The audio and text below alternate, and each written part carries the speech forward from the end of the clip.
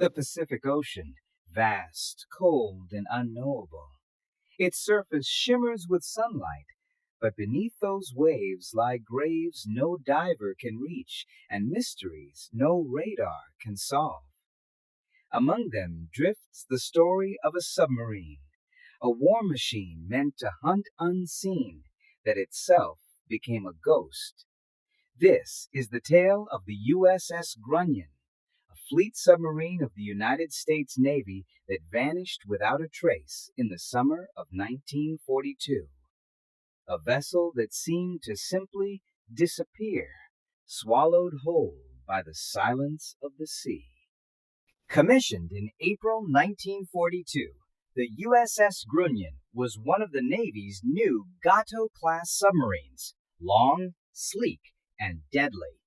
At 311 feet in length and armed with 24 torpedoes, she was engineered for stealth and endurance. Her heart was powered by 4 diesel engines, her lungs the compressed air that could send her diving deep into the black. Her commanding officer, Lieutenant Commander Mannert L, was no ordinary skipper. Quiet, analytical, yet fiercely loyal to his men, Abele had graduated near the top of his class at the Naval Academy. To the crew, he was both mentor and protector, a man who demanded excellence but led by calm example. The Grunion's 70 officers and enlisted sailors were young, most barely in their 20s.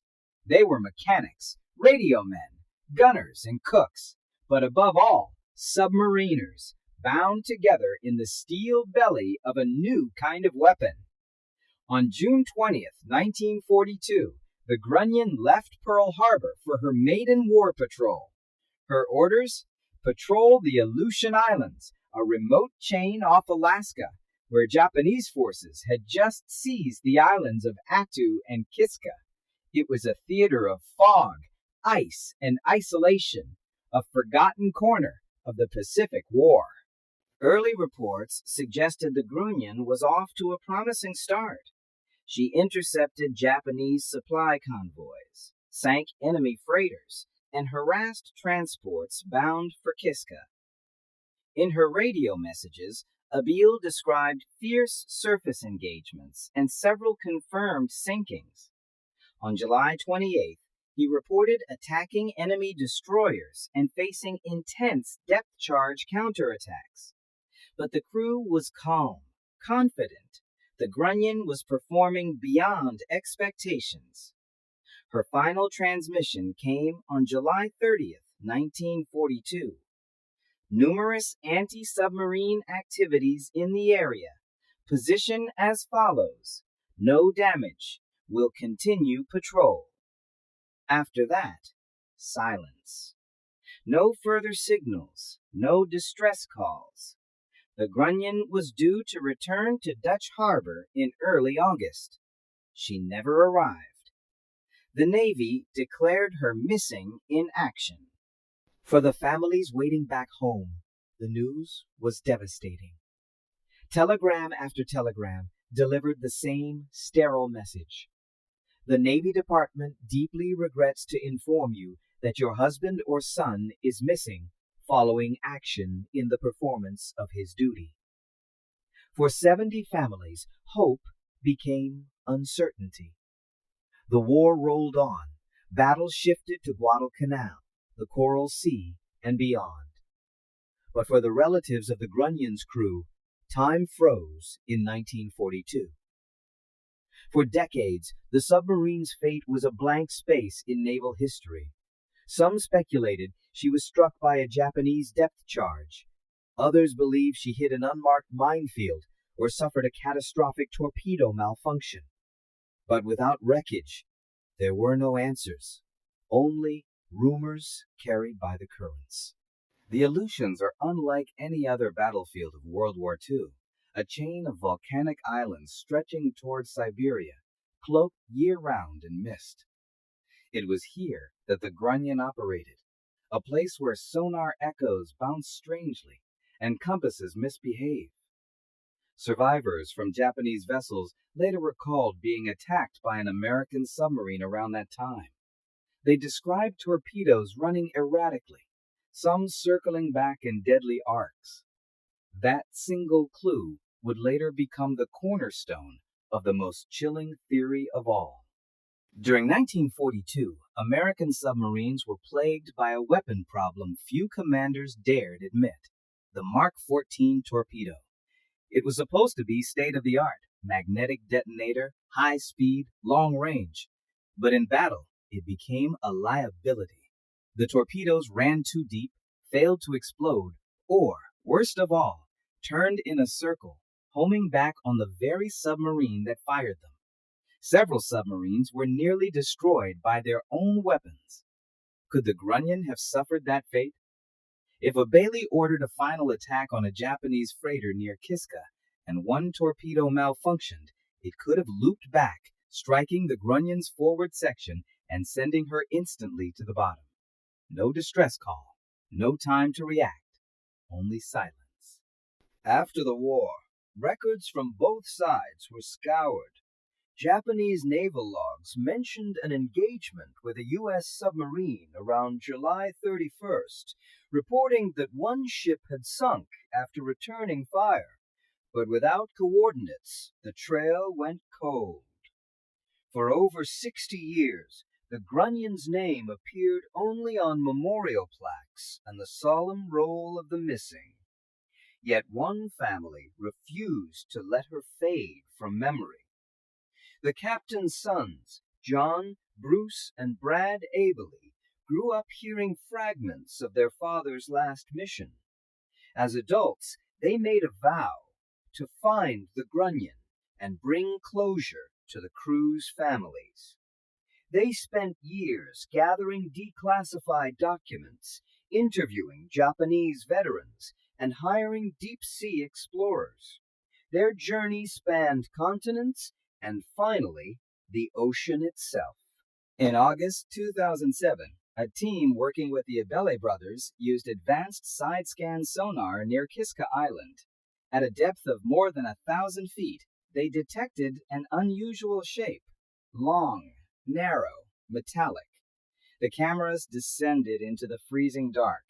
Out of the gloom emerged the unmistakable outline of a submarine. The hull was cracked, the bow twisted, but the nameplate still visible. After 65 years, the USS Grunion had been found. The wreck lay upright on the seafloor, her forward torpedo tubes blown outward, a sign of an internal explosion.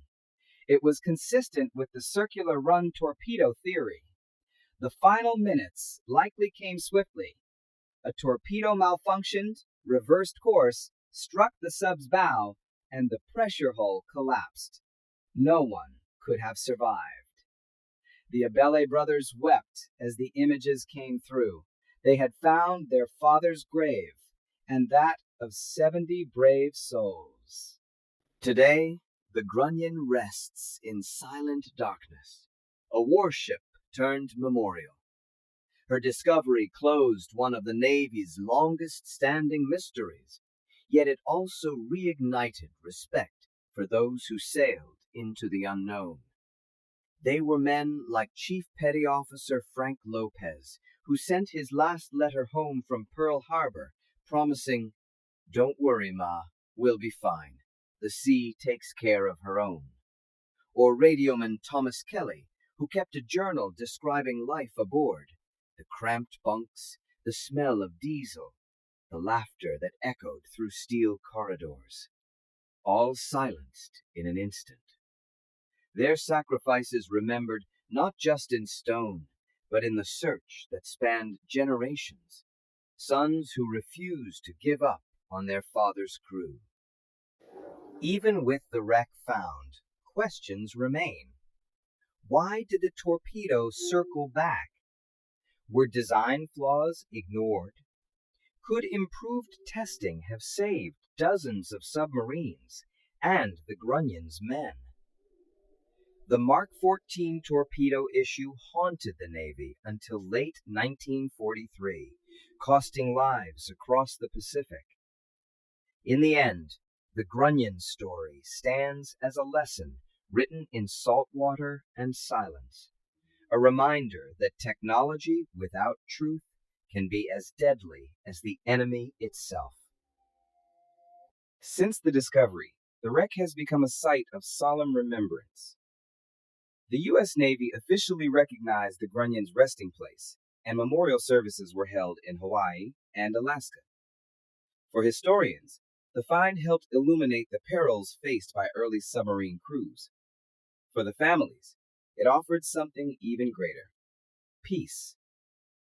The Abele brothers compiled footage, letters, and artifacts into an archive now used in naval museums. Visitors can see the faces of the crew, young, smiling, unaware that their story would echo through generations. 70 men went to sea aboard the USS Grunion, believing they were invincible. They became legends instead. The ocean has a way of keeping its secrets, but not forever. In time, truth rises, like air bubbles from the deep, reaching the light above. And when it does, it reminds us that courage does not vanish, even when the ship does.